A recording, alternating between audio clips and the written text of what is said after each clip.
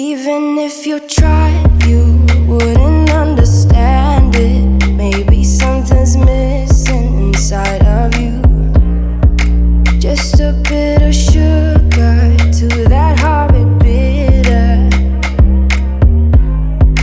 Maybe you taste different. Hold up, baby. I can sit beside you while you're going on about your.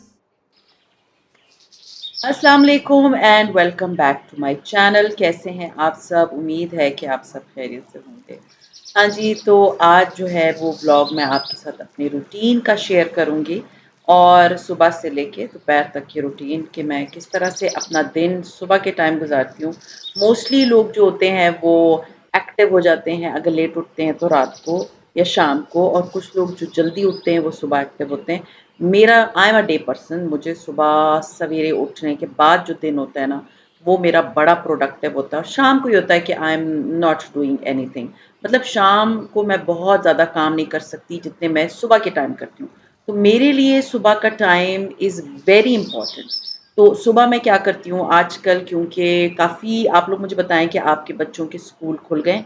तो तलाल का school खुल गया है, उसको मैं पिक एंड ड्रॉप देती हूँ, और बड़े बच्चों का अभी तक फ़िलहाल नहीं खुला, उनका सितंबर के फर्स्ट वीक में खुल जाएगा, तो वो फ़िलहाल घर पे होते हैं।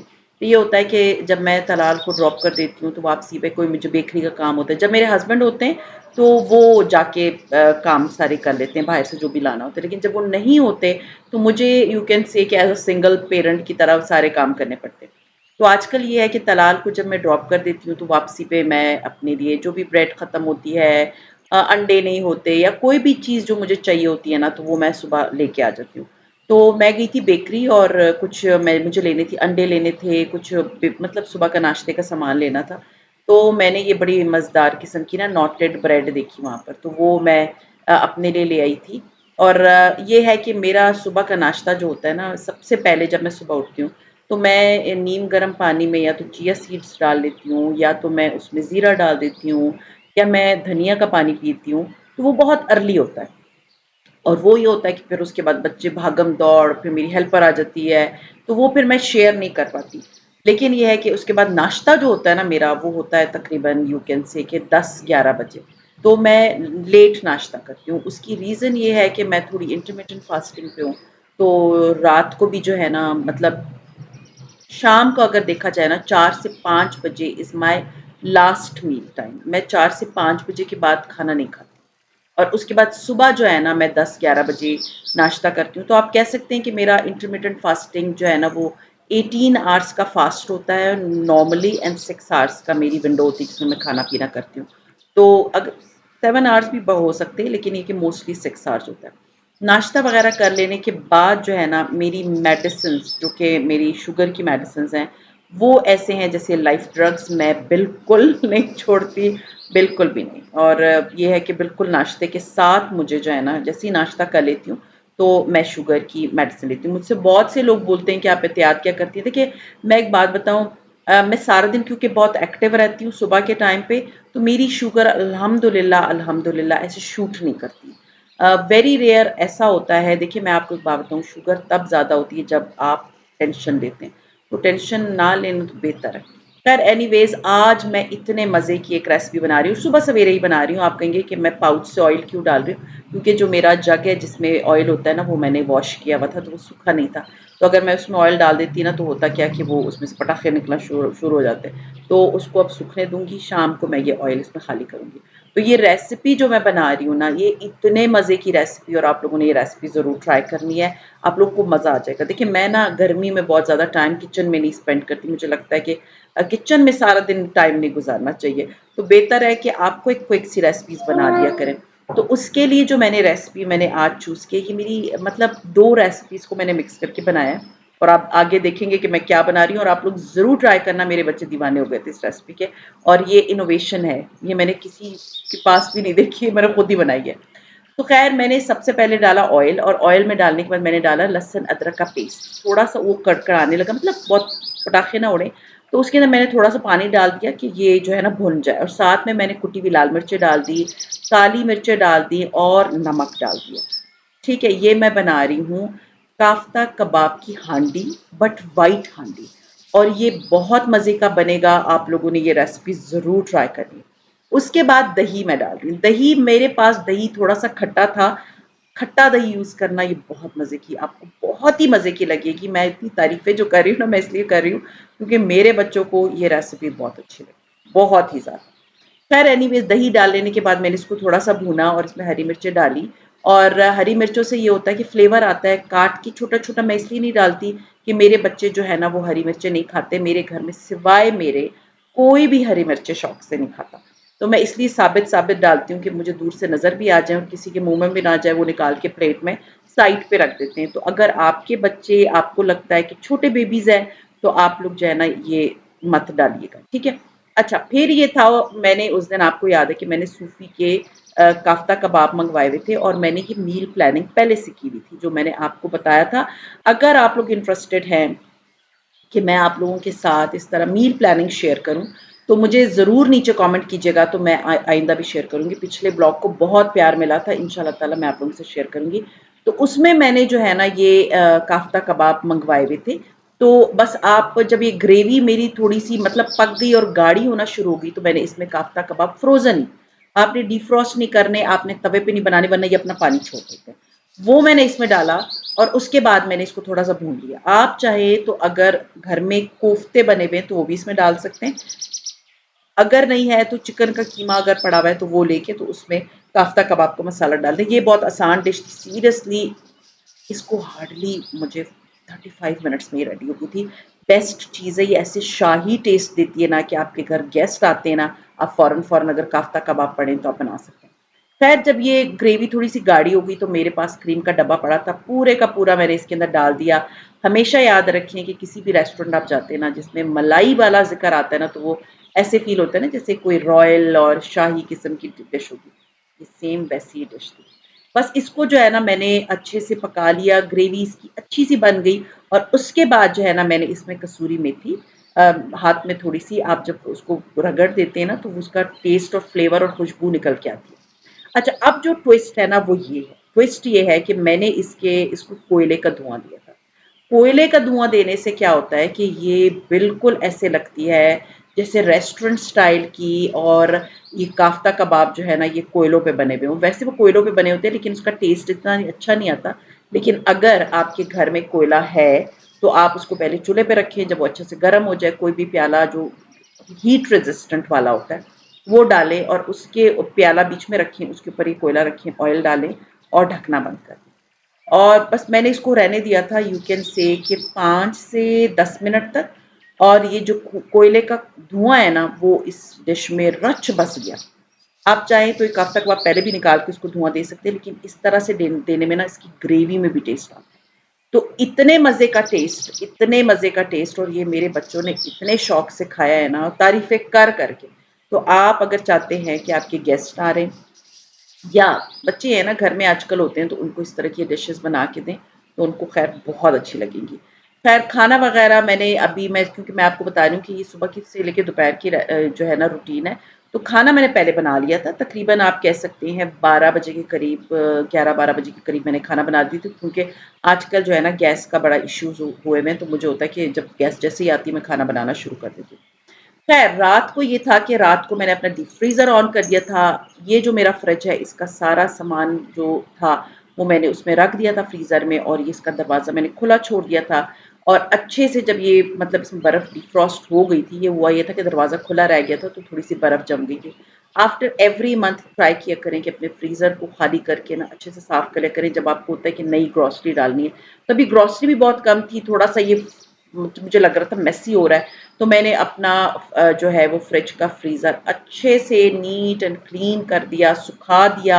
इसकी जो होती है ना, मतलब पार्टीशंस जो होते हैं इसके, मेरे ग्लास वाले, उसको मैंने अच्छे से धो लिया और इसको मैंने अच्छे से, मतलब सर्फ वाले, सर्फ कह रही हूँ, जो डिश वॉशिंग वाला लिक्विड होता है उससे मैंने पहले एक दफ़ा वो कपड़ा मारा, स्पंज मतलब, और उसके बाद मैंने इस पे गीला मारा और अब मैं इस पे सूखा मार रही हूँ कि ये अच्छे से साफ़ हो जाए, क्योंकि जब आप फ्रिज को एक दफ़ा साफ़ कर लेते हैं ना तो 1 महीना बड़े आराम से गुज़र जाता है। तो बेहतर होता है कि आप अपने फ्रिज को मंथली बेसिस पे अच्छे से क्लीन कर लिया करें, क्योंकि उसके बाद ये होता है कि आप उसको जब चीज़ें रखते हैं ना तो वो बर्फ़ भी ख़त्म हुई हुई होती है, आपका सामान भी ना आपको नज़र आ रहा होता है। अब इसमें से बहुत सी ऐसी चीज़ें थी जो एक्स्ट्रा थी, उसका मैंने अलग से बैग बना लिया जो कि मुझे देना था अपनी हेल्पर को। तो वो जब इंशाअल्लाह ताला कल आएगी तो मैं उसको वो सारा थैला मैंने बना के अलग ही पहले डीप फ्रीज़र में रख दिया था, ताकि जब वो आएगी तो मैं उसको ये सारी चीज़ें पकड़ा दूँ। तो मेरी आदत है कि मैं ना मतलब महीने में 3 दफ़ा मैं अपने फ्रिज के नीचे वाले हिस्से को साफ़ करती हूँ, 3 दफ़ा, वो 10 दिन के बाद। उससे ये होता है कि जब भी आपका फ्रिज आपको लगता है ना, वैसे तो नॉर्मली अगर देखा जाए ना, तो मैं फ्रिज में कोई सालन एक्स्ट्रा रहने नहीं देती। वो जो होता है ना आपकी फ्रिज में सालन पीछे पड़े हुए होते हैं और बहुत से लोगों को ये शिकायत होती है कि फ्रिज में से स्मेल आ रही है, तो वो स्मेल सिर्फ़ इस वज़ह से आती है क्योंकि पुराने सालन पड़े होते हैं।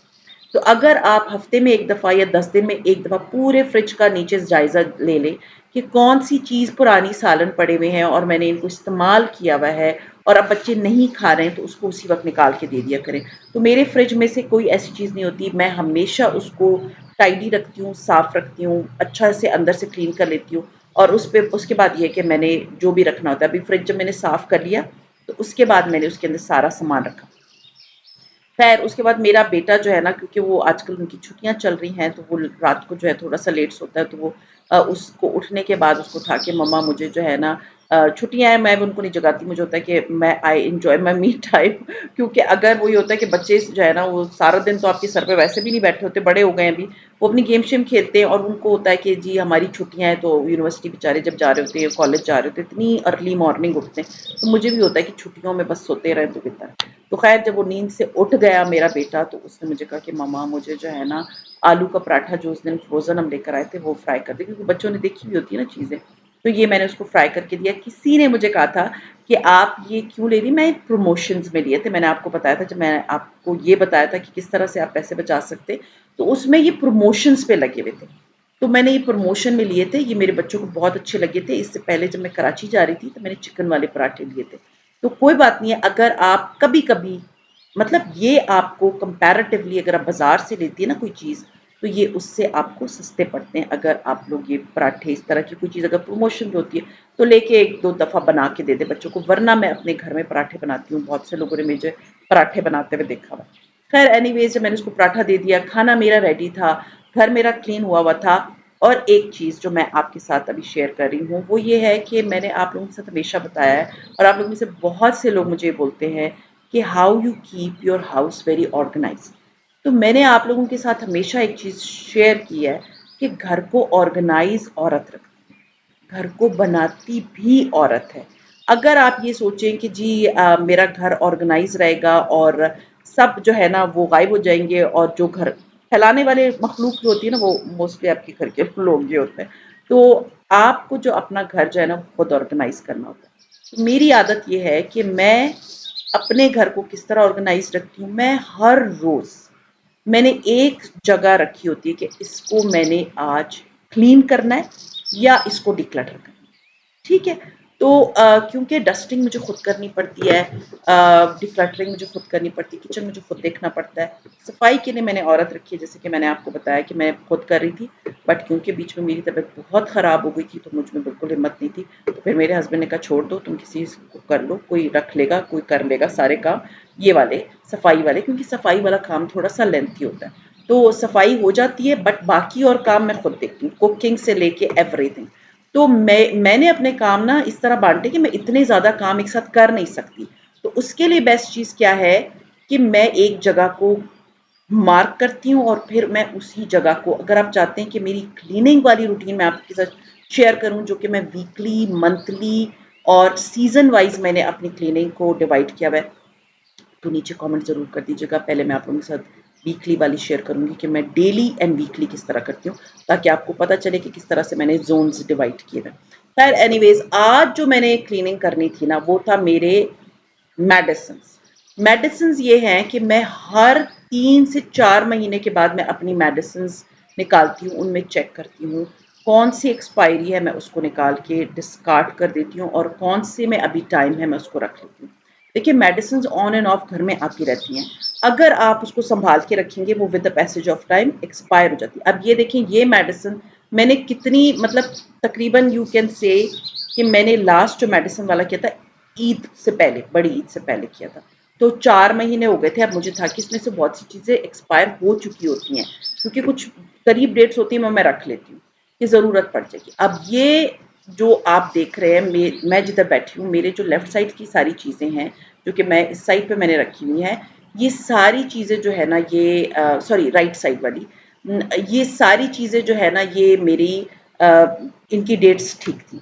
तो वो मैंने वापस अपने इस डब्बे के अंदर डालना शुरू कर दी। ये डब्बे के लिए क्वेश्चंस आएंगे। ये डब्बा जो है ना, मैंने मंगवाया है फ्रॉम शाकिर कलेक्शन। उनके पास बहुत अच्छे मतलब इस तरह के डब्बे और चीज़ें और ऑर्गेनाइजर्स मिलते हैं। ये पेड प्रमोशन नहीं है, मैं आप लोगों को इसलिए बता रही हूँ क्योंकि बहुत अच्छा है। और ये देखिए कितने मैंने जो है, ये आप सब जो आपको नज़र आ रहा है, ये सारी एक्सपायर्ड हो गई थी। इन सबको मैंने निकाला, जिसमें बहुत सी ट्यूब्स भी थी, बाम्स भी थे, मेडिसिन भी थी। और इनको मैं मैग्नीफाइंग ग्लास से इसलिए देख रही थी क्योंकि मेरी नज़र कमज़ोर है, आपको पता है। और दूसरा इंपॉर्टेंट चीज़ ये है कि मेरा मैग्नीफाइंग ग्लास में जो है वो टॉर्च भी है। तो वो जब मैं देखती हूँ, मुझे प्रॉपरली क्लियर नज़र आ रहा होता है। ये एक टिप है, आप लोग ज़रूर कीजिएगा, आपको क्लियरली नज़र आएगा कि क्या डेट है, क्योंकि समटाइम्स वो इतना छोटा लिखा होता है और इतना शाइनी होता है ना कि आपको नज़र ही नहीं आता। तो सारी मेडिसिन जो एक्सपायर्ड थी, उनको मैंने अलग कर दिया और उनको मैंने डिस्कार्ड कर दिया। ये शेयर करने का मकसद ये है कि आज आप लोगों का टास्क ये है, आप लोगों ने मुझे बताना है कि हाँ जी, हमने भी अपनी मेडिसिन की कैबिनेट को खोला या अपने मेडिसिन के डब्बे को खोला और उसमें जो जो चीज़ें एक्सपायरी थी उसको निकाला और उसको हमने डिस्कार्ड किया। तो क्या हुआ, मेरा जो कैबिनेट है वो बिल्कुल सही हो गई, ठीक हो गई। उसमें से सामान मैंने निकाल के फेंक दिया और मेरा जो जो कैब जो बॉक्स है जिसके अंदर मैं सारी मेडिसिन रखती हूँ, उसमें थोड़ी सी चीज़ें रह गई। जब आहिस्ता आहिस्ता आप इस तरह फालतू गंद अपने घर से फेंकते हैं, तो आपको जितनी खुशी होती है ना, आप उसका अंदाज़ा नहीं लगा सकते कि आपका घर साफ होता जा रहा है। तो ये सारी चीज़ें अगर आप चाहते हैं कि मैं आप लोगों के साथ अपनी इस तरह की कभी-कभी डेली रूटीन भी शेयर करूँ, तो मुझे ज़रूर बताइएगा, क्योंकि मुझे बड़ा अच्छा लगता है कि अपनी डेली रूटीन भी मैं आपके साथ शेयर करूँ। उससे ये होता है कि आप लोग को आइडिया मिलते हैं। मुझे बहुत से लोग बोलते हैं, आप इवन जो पॉइंट्स भी बता रही होती हैं, हम उसमें भी जो है ना आपकी चीज़ों से आइडिया लेते हैं और फिर हम उस जगह को डिक्लटर करते हैं, उसको साफ़ करते हैं। क्योंकि देखिए, घर को साफ़ और ऑर्गेनाइज़्ड रखने का पहला रूल यही है कि आप डिक्लटर करें। क्योंकि आप घर में सामान खरीदते रहते हैं और वो फिर जमा होता रहता है। जब आप डिक्लटर करते रहेंगे, आपका घर साफ-सुथरा रहेगा। तो कोशिश करें कि अपने घर को डेली बेसिस पे डिक्लटर करें। डेली मतलब डेली। अब मैंने एक ये आज ये वाला जगह डिक्लटर करनी है, कल मैं अपनी कोई ड्रॉअर को डिक्लटर करूँगी। तो वो ये होता है कि आफ्टर एवरी 2 टू 3 मंथ्स आपकी एक-एक जगह डिक्लटर होती जाती है, फालतू सामान निकलता रहता है और आपका घर ऑर्गेनाइज़्ड रहता है। तो खैर, ये था मेरा आज का सुबह से लेके दोपहर तक की रूटीन। उम्मीद है आप लोगों को अच्छी लगी होगी। रेसिपी भी ज़रूर ट्राई कीजिएगा और आज कोशिश कीजिएगा कि अपनी मेडिसिन की जो कैबिनेट है या कोई डब्बा है या जिसमें भी मेडिसिन पड़ी हैं, आज आपने उसको डिक्लटर करना है और मेरे साथ शेयर करना है कि हमने ये चीज़ें डिक्लटर कर दी। तो खैर, ये था मेरा आज का व्लॉग। उम्मीद है पसंद आया होगा। पसंद आता है तो लाइक कीजिए, सब्सक्राइब कीजिए एंड शेयर कीजिए with your friends and family, and see you इंशाल्लाह ताला in my next vlog. Till then, take care and अल्लाह हाफ़िज़। Tick tock, the clock keeps ticking. I don't know what I should do.